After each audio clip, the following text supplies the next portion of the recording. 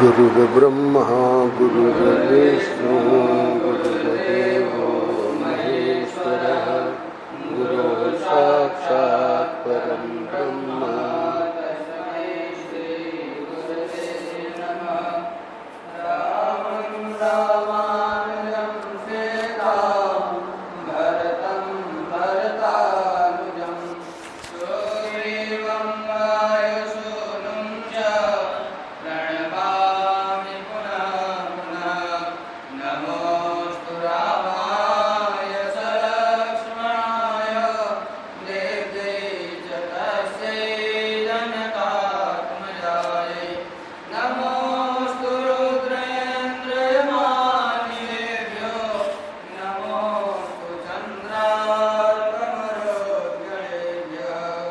नारायण नारायण नारायण नारायण। श्रीमद् वाल्मीकि रामायण युद्धकांड 59वें अध्याय में कल प्रसंग को विराम दिया गया था। भगवान राम हनुमान जी के पीठ पर सवार हैं और रावण जो है वो रथ पर है। तो रावण क्या करता है कि बाणों द्वारा हनुमान जी को घायल कर देता है। और यहाँ एक बहुत ही अद्भुत बात वाल्मीकि जी लिखते हैं। युद्ध स्थल में 135वां श्लोक, युद्ध स्थल में उस राक्षस के सहायकों से आहत होने पर भी स्वाभाविक तेज से संपन्न हनुमान जी का शौर्य और भी बढ़ गया। तो आगे फिर भगवान राम क्रोध के वशीभूत होकर और उसका जो रथ है, पहिया, घोड़े, ध्वजा, छत्र, पताका, सारथी, अश्नि, शूल, खड़ग सहित उसके रथ को अपने पैने बाणों से तिल तिल करके काट डाला। और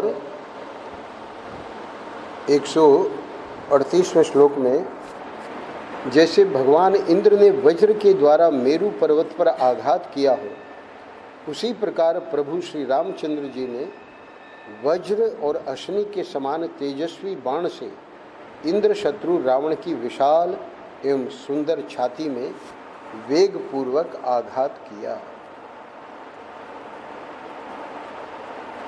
श्री रामचंद्र जी के बाणों से घायल होकर अत्यंत आर्त एवं कंपित रावण हो उठा और उसके हाथ से धनुष छूटकर गिर पड़ा। रावण को व्याकुल हुआ देख महात्मा श्री रामचंद्र जी ने एक चमचमाता हुआ अर्धचंद्राकार बाण हाथ में लिया और उसके द्वारा राक्षस राज का सूर्य के समान देदीप्यमान मुकुट सहसा काट डाला। उस समय धनुष न होने से रावण विषहीन सर्प के समान अपना प्रभाव खो बैठा था। सायंकाल में जिसकी प्रभा शांत हो गई हो, उस सूर्य देव के समान निस्तेज हो गया था तथा मुकुटों का समूह कट जाने से श्रीहीन दिखाई देता था। उस अवस्था में श्री राम ने युद्ध भूमि में राक्षस राज से कहा। ये मर्यादा पुरुषोत्तम राम जो हैं, ये कहते हैं रावण को कि हे रावण, तुमने आज बड़ा भयंकर कर्म किया है, मेरी सेना के प्रधान वीरों को मार डाला है। इतने पर भी थका हुआ समझकर मैं बाणों द्वारा तुझे मौत के अधीन नहीं कर रहा हूँ। हे निशाचर राज, मैं जानता हूँ तू युद्ध से पीड़ित है, इसलिए आज्ञा देता हूँ, जा लंका में प्रवेश करके कुछ देर विश्राम कर ले, फिर रथ और धनुष के साथ निकलना।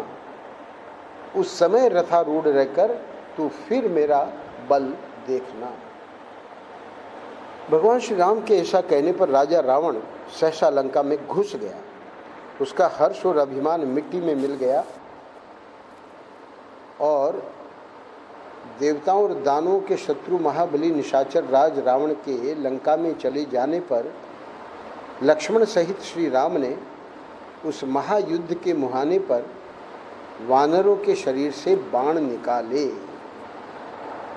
देवराज इंद्र का शत्रु रावण जब युद्ध स्थल से भाग गया तब उसके पराभव का विचार करके देवता, असुर, भूत, दिशाएं, समुद्र, ऋषिगण, बड़े बड़े नाग तथा भूचर और जलचर प्राणी भी बहुत प्रसन्न हुए।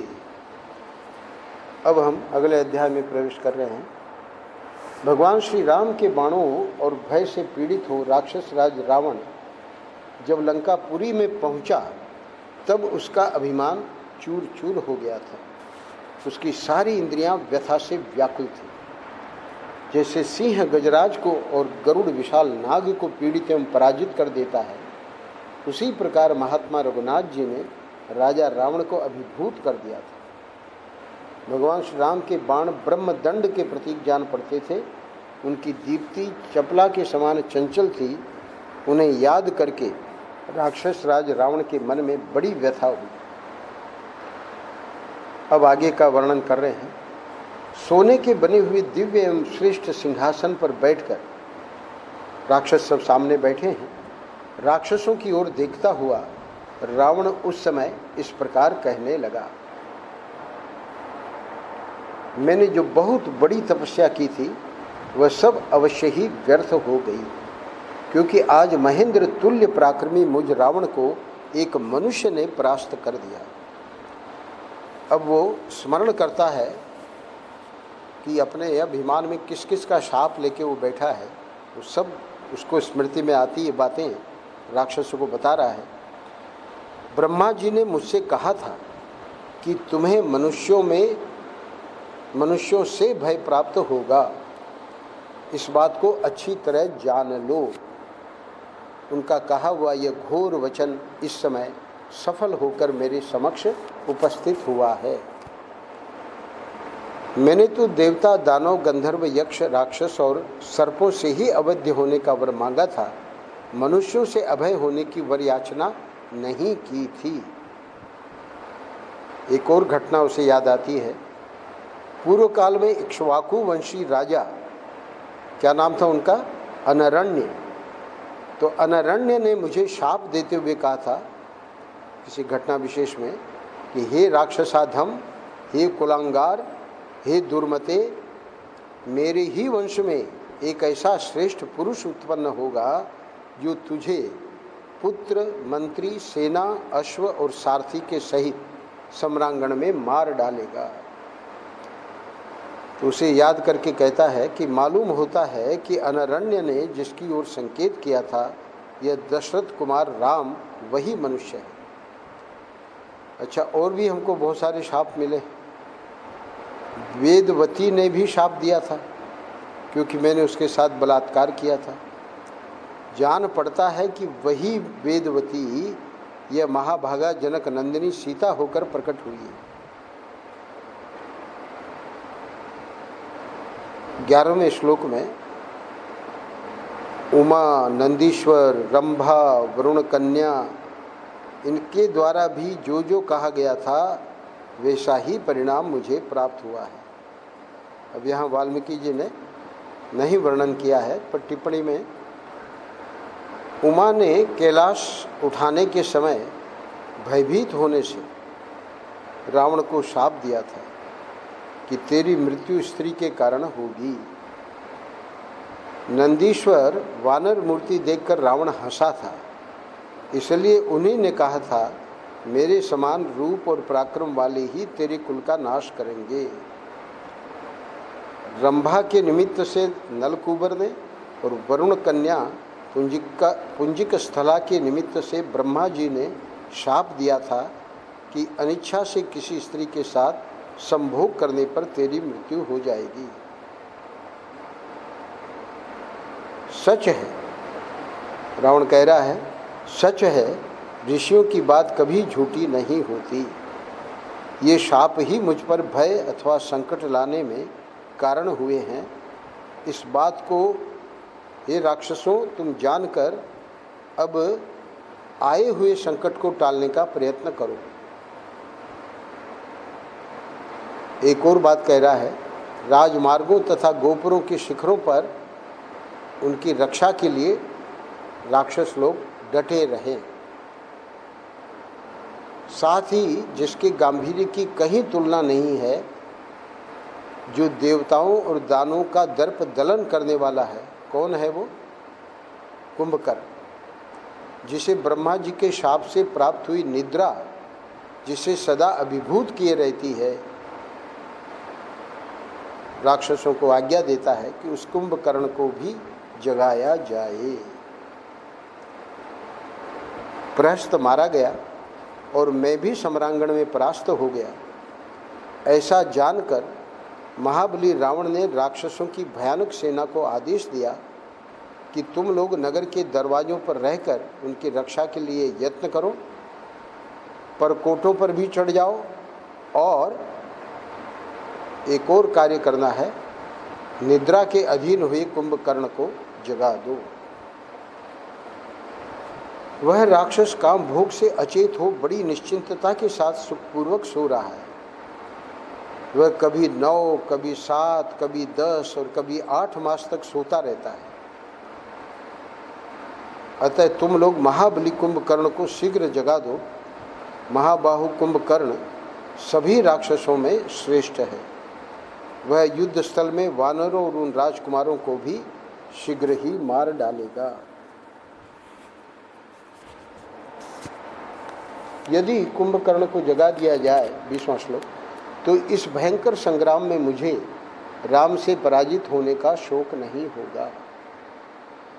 यदि इस घोर संकट के समय भी कुंभकर्ण मेरी सहायता करने में समर्थ नहीं हो रहा है, तो इंद्र के तुल्य बलशाली होने पर भी उससे मेरा प्रयोजन ही क्या है? मैं उसे लेकर क्या करूँगा? तो अब होता क्या है, राक्षस राज रावण की वह बात सुनकर समस्त राक्षस बड़ी घबराहट में पड़कर कुंभकर्ण के घर में गए। रक्त मांस का भोजन करने वाले वे राक्षस रावण की आज्ञा पाकर गंध, माल्य, खाने पीने की बहुत सी सामग्री लिए सहसा कुंभकर्ण के पास गए। कुंभकर्ण एक गुफा में रहता था जो बड़ी ही सुंदर थी और वहाँ के वातावरण में फूलों की सुगंध छाई रहती थी। उसकी लंबाई चौड़ाई गुफा की सब ओर से 1-1 योजन की थी तथा उसका दरवाज़ा बहुत बड़ा था। उसमें प्रवेश करते ही वे महाबली राक्षस कुंभकर्ण की सांस के वेग से, यानी ये जैसे प्रवेश होते हैं गुफा में, तो उसकी जो सांस चल रही है, तो सांस के वेग से सहसा पीछे को ठेल दिए गए। अब बड़ी कठिनाई से पैर जमाते हुए वे लोग पूरा प्रयत्न करके उस गुफा के भीतर घुसे। उस गुफा की फर्श में रत्न और सुवर्ण जड़े गए थे और उसके भीतर प्रवेश करके उस श्रेष्ठ राक्षसों ने देखा भयानक पराक्रमी कुंभकर्ण सो रहा है।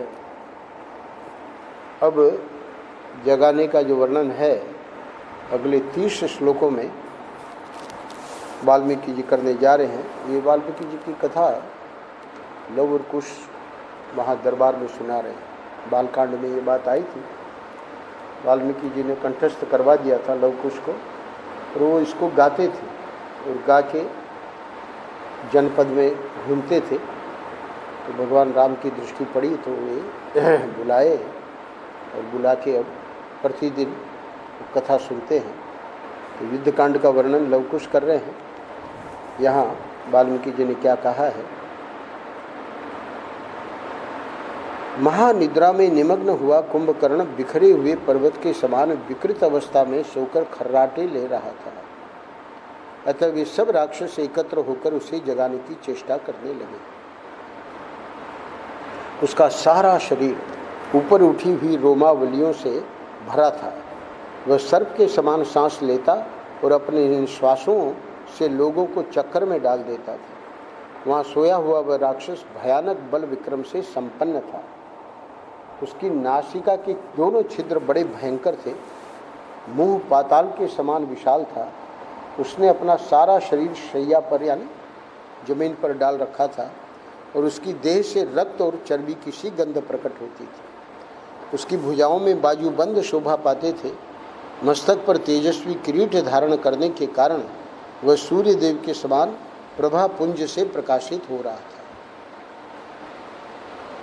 इस रूप में निशाचर श्रेष्ठ शत्रुदमन कुंभकर्ण को उन राक्षसों ने देखा। तदनंतर उन महाकाय निशाचरों ने कुंभकर्ण के सामने प्राणियों के मेरु पर्वत जैसे ढेर लगा दिए, जो उसे अत्यंत तृप्ति प्रदान करने वाले थे। प्राणियों के नाम आगे हैं। उन श्रेष्ठ राक्षसों ने वहाँ मृगों, भैंसों, सुअरों के समूह खड़े कर दिए तथा अन्न की भी अद्भुत राशि एकत्र कर दी। इतना ही नहीं, उन देवद्रोहियों ने कुंभकर्ण के आगे रक्त से भरे हुए बहुतेरे घड़े और नाना प्रकार के मांस भी रख दिए। तत्पश्चात उन्होंने शत्रु संतापी कुंभकर्ण के शरीर में बहुमूल्य चंदन का लेप किया, दिव्य सुगंधित पुष्प और चंदन सुंघाए, धूपों की सुगंध फैलाई, उस शत्रुदमन वीर की स्तुति की तथा जहाँ तहाँ खड़े हुए राक्षस मेघों के समान गंभीर ध्वनि से गर्जना करने लगे। सोचा कि स्तुति से शायद जाग जाए। इतने पर भी जब कुंभकर्ण नहीं उठा, तब अमर क्रोध से भरे हुए राक्षस चंद्रमा के समान श्वेत रंग के बहुत से शंख फूंकने तथा एक साथ तुमुल ध्वनि से गर्जना करने लगे। वे निशाचर सिंहनाद करने, ताल ठोंकने और कुंभकर्ण के विभिन्न अंगों को झकझोरने लगे। उन्होंने कुंभकर्ण को जगाने के लिए बड़े जोर जोर से गंभीर ध्वनि की, शंख बजाया, भेरी बजाई, पणव बजाया, ताल ठोकी, गर्जना की, सिंहनाद का शब्द सब और गूंज उठा। यहाँ तक कि वो तुमुल नाद सुनकर पक्षी समस्त दिशाओं की ओर भागने और आकाश में उड़ने लगे। उड़ते उड़ते वे सहसा पृथ्वी पर गिर पड़ते थे। जब उस महान कोलाहल से भी सोया हुआ विशालकाय कुंभकर्ण नहीं जग सका, तब उन समस्त राक्षसों ने अपने हाथों में भुसुंडी, मूसल और गदाएं ले ली। कुंभकर्ण भूतल पर ही सुख से सो रहा था। उसी अवस्था में उन प्रचंड राक्षसों ने उस समय उसकी छाती पर पर्वत शिखरों, मूसलों, गदाओं, मुदगरों और मुक्कों से मारना आरंभ किया। किंतु राक्षस कुंभकर्ण की निश्वास वायु से प्रेरित हो वे सब निशाचर उसके आगे ठहर नहीं पाते थे, बार बार ढकेले जा रहे थे। सांस का जो वेग था उसका छोड़ने का। तदनंतर अपने वस्त्रों को खूब कसकर बांध लेने के पश्चात वे भयानक पराक्रमी राक्षस, जिनकी संख्या लगभग 10,000 थी, एक ही समय कुंभकर्ण को घेर कर खड़े हो गए और काले कोयले के ढेर के समान पड़े हुए उस निशाचर को जगाने का प्रयत्न करने लगे। उन सब के एक साथ मृदंग, पणव, भेरी, शंख और कुंभ यानी धांसे उन सब ने बजाने आरंभ किए। इस तरह वे राक्षस बाजे बजाते और गरजते रहे, तो भी कुंभकर्ण की निद्रा नहीं टूटी। जब वे उसे किसी तरह जगा न सके, तब उन्होंने पहले से भी भारी प्रयत्न आरंभ किया। अब क्या किया? 45, 46, 47 3 श्लोकों में घोड़ों, ऊंटों, गधों, हाथियों को डंडों, कोड़ों तथा अंकुशों से मार मार कर उसके ऊपर ठेलने लगे। सारी शक्ति लगाकर भेरी, मृदंग और शंख बजाने लगे तथा पूरा बल लगाकर उठाए गए बड़े बड़े काष्ठों के समूहों, मुदगरों और मूसलों से भी उसके अंगों पर प्रहार करने लगे। उस महान कोलाहल से पर्वतों और वनों सहित सारी लंका गूंज उठी, परंतु कुंभकर्ण नहीं जागा, वो नहीं जागा। तदनंतर सब और सहस्रों धोसे एक साथ बजाए जाने लगे। वे सब के सब लगातार बजते रहे। उन्हें बजाने के लिए जो डंडे थे वे स्वर्ण के बने हुए थे। इतने पर भी शाप के अधीन हुआ वह अतिशय निद्रालु निशाचर नहीं जागा। क्योंकि प्रश्न है कि ऐसी निद्रा कैसे संभव है। तब यहाँ रहस्य बता रहे हैं कि ये निद्रा उसकी सामान्य नहीं थी, उसको शाप मिला हुआ था। तो शाप क्यों मिला, विभीषण जी आगे भगवान रामचंद्र जब पूछेंगे, वो जब वहाँ रण क्षेत्र में आवेगा तब विभीषण जी पूरा विस्तार में सुनाएंगे कि कुंभकर्ण कौन है, क्या है। तो शाप के कारण वो जो उसकी निद्रा थी वो नहीं टूटी। इससे वहाँ आए हुए सब राक्षसों को बड़ा क्रोध हुआ। फिर वे रोष से भरे हुए सभी भयानक पराक्रमी निशाचर उस राक्षस को जगाने के लिए पराक्रम करने लगे। कुंभकर्ण के सिर के बाल नोचने लगे और बहुत से निशाचर दांतों से उसके कान काटने लगे। दूसरे राक्षसों ने उसके दोनों कानों में 100 घड़े पानी डाल दिए, तो भी महानिद्रा के वश में पड़ा हुआ कुंभकर्ण टस से मस नहीं हुआ। दूसरे बलवान राक्षस कांटेदार मुदगर हाथ में लेकर उन्हें उसके मस्तक पर, छाती पर, अन्य अंगों पर उसको पीटने लगे। शतग्नि होती है तो उससे भी चोटें करी, पर उस राक्षस की नींद नहीं टूटी। अब अंत में जाके नींद कैसे टूटती है, इसके बाद उसके शरीर पर हजारों हाथी दौड़ाए गए, तब जाकर उसे कुछ स्पर्श मालूम हुआ और वह जाग उठा। यद्यपि उसके ऊपर पर्वत, शिखर और वृक्ष गिराए जाते थे, तथापि उसने उन भारी प्रहारों को कुछ भी नहीं गिना। हाथियों के स्पर्श से जब उसकी नींद टूटी, तब वह भूख के भय से पीड़ित हो अंगड़ाई लेता हुआ सहसा उछलकर खड़ा हो गया। उसकी दोनों भुजाएं नागों के शरीर और पर्वत शिखरों के समान जान पड़ती थी। उन्होंने वज्र की शक्ति को पराजित कर दिया था, ऐसी उसकी भुजाएं थी। उन दोनों बाहों और मुंह को फैलाकर जब निशाचर जमाही लेने लगा, उस समय उसका मुख बड़वा नल के समान विकराल जान पड़ता था। जमाही लेते समय कुंभकर्ण का पाताल जैसा मुख मेरु पर्वत के शिखर पर उगे हुए सूर्य के समान दिखाई देता था। इस तरह जमाही लेता हुआ वह अत्यंत बलशाली निशाचर जब जागा, तब उसके मुख से जो सांस निकलती थी वह पर्वत से चली हुई वायु के समान प्रतीत होती थी। नींद से उठे हुए कुंभकर्ण का वह रूप प्रलय काल में समस्त प्राणियों के संहार की इच्छा रखने वाले काल के समान जान पड़ता था। उसकी दोनों बड़ी बड़ी आंखें प्रज्वलित अग्नि और विद्युत के समान दीप्तिमती दिखाई देती थी। वे ऐसी लगती थी मानो 2 महान ग्रह प्रकाशित हो रहे हैं। आगे उनकी आंखों का वर्णन करेंगे कुंभकर्ण की, जो रथ के पहिए होते हैं, ऐसे 2 रथ के पहिए जैसी इतनी बड़ी बड़ी आंखें। तदनंतर राक्षसों ने वहाँ जो अनेक प्रकार की खाने पीने की वस्तुएं प्रचुर मात्रा में रखी गई थी, वे सब की सब कुंभकर्ण को दिखाई। वह महाबली राक्षस बात की बात में बहुत सारे भैंसों और सुअरों को चट कर गया। उसे बड़ी भूख लगी थी, अतः उसने भरपेट मांस खाया और प्यास बुझाने के लिए रक्तपान किया। तदनंतर उस इंद्रद्रोही निशाचर ने चर्बी से भरे हुए कितने ही घड़े साफ कर दिए और वह कई घड़े मदिरा भी पी गया। तब उसे तृप्त जानकर राक्षस उछल उछल कर उसके सामने आए। उछल उछल कर क्यों आए? क्योंकि उसकी सांस से वो बार बार पीछे हट जाते थे और उसे सिर झुकाकर प्रणाम करके उसके चारों ओर खड़े हो गए। उस समय उसके नेत्र निद्रा के कारण अप्रसन्न, कुछ खुले हुए थे और मलिन जान पड़ते थे। उसने सब ओर दृष्टि डालकर वहाँ खड़े हुए निशाचरों को देखा।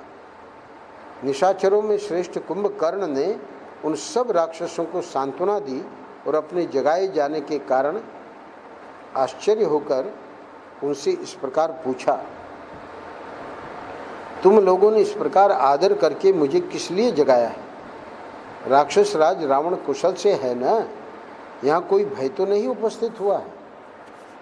अथवा निश्चय ही यहाँ दूसरों से कोई महान भय उपस्थित हुआ है जिसके निवारण के लिए तुम लोगों ने इतनी उतावली के साथ मुझे जगाया है।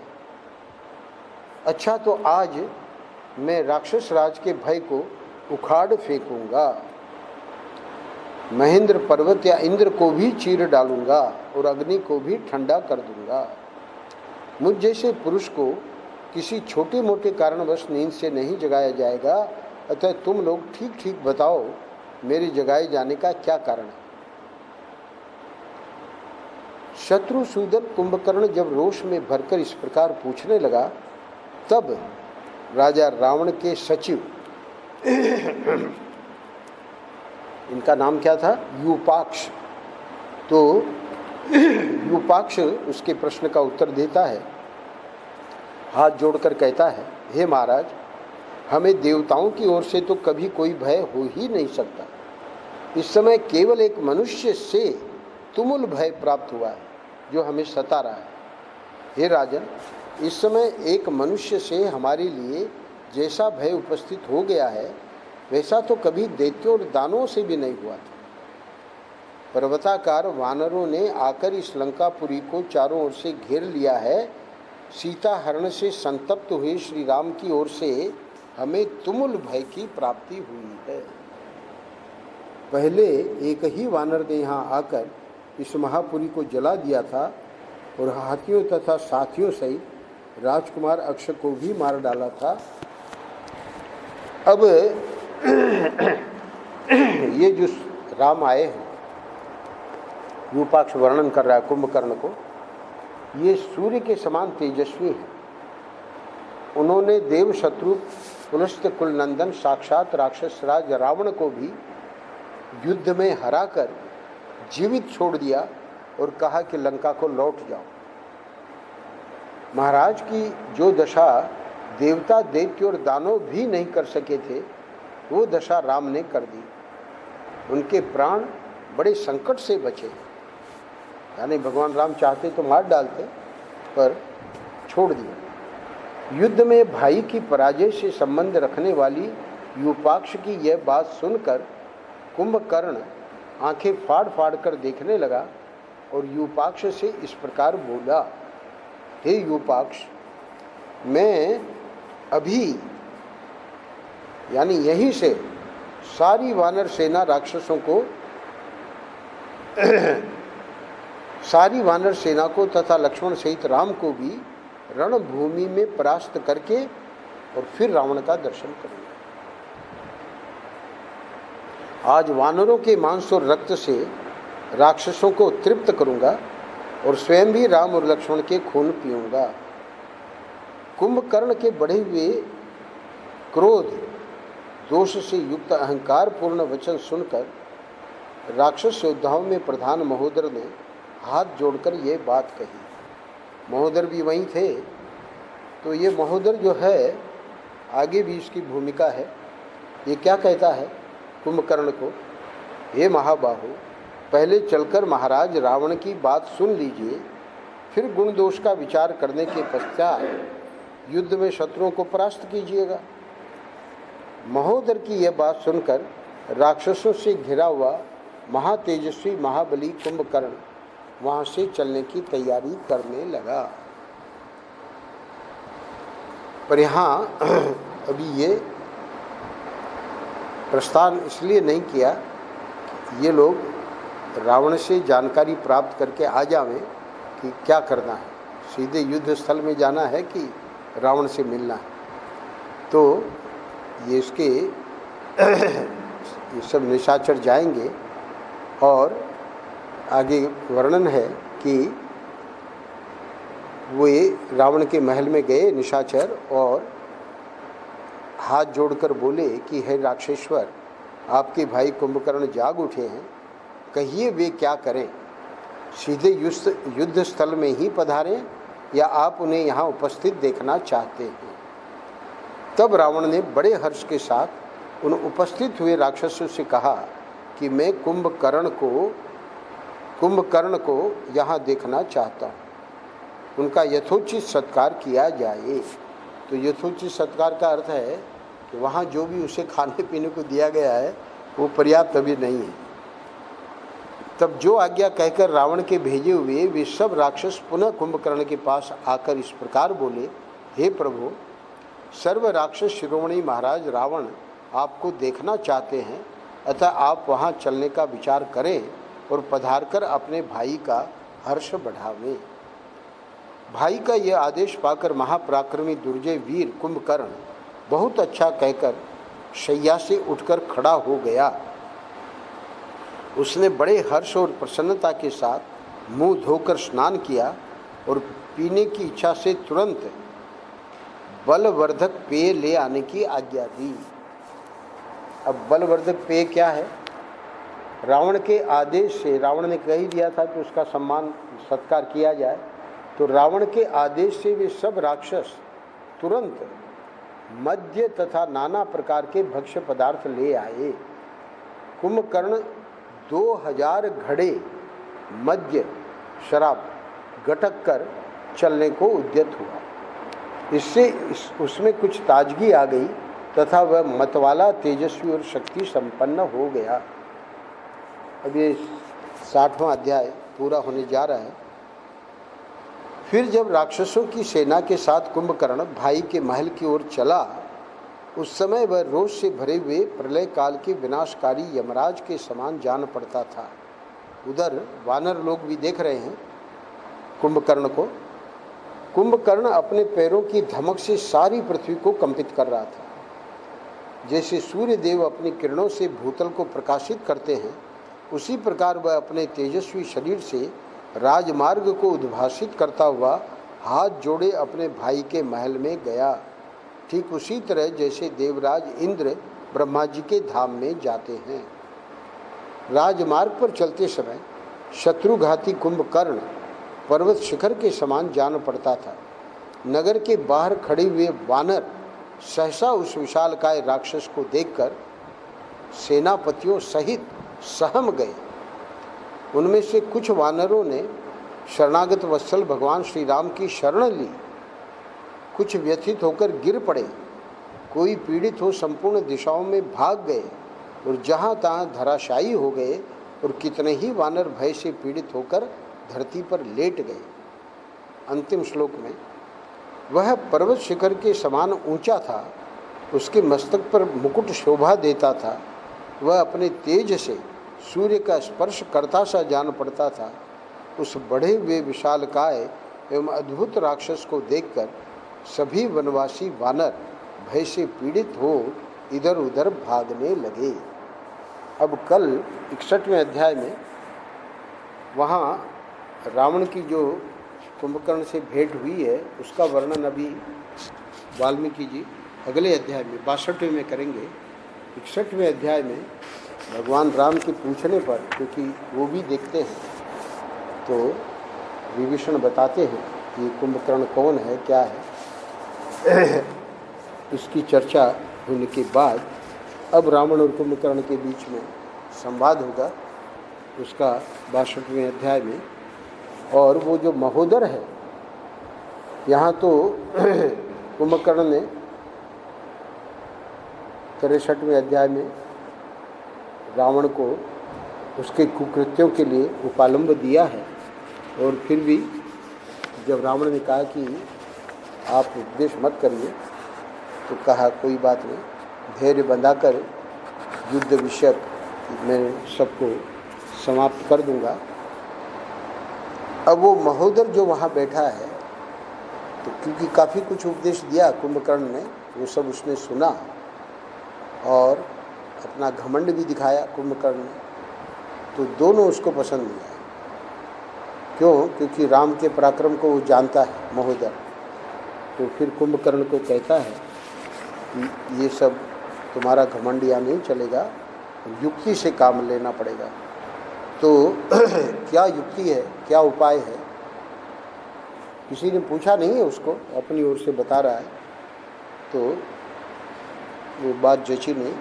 रावण ने भी कह दिया कि तुम डर गए हो भगवान राम से, इसलिए ये सब बातें कर रहे हो। और कुंभकर्ण जो है, तो ये 8 अध्यायों में आज हमने शुरू किया है 8वें यानी क्रम से जो 8वां अध्याय आवेगा उसमें जाकर भगवान राम इसका वध करेंगे। और वो जो अध्याय है काफ़ी लंबा है, आखिरी अध्याय 177 श्लोक है जिसमें कुंभकर्ण का वध होगा। तो ये युद्ध कांड के 8 अध्याय जो कि कुंभकर्ण से संबंधित है, आज पहला अध्याय हमने किया, अभी 7 अध्याय और बाकी है। नारायण नारायण नारायण। श्री राम जय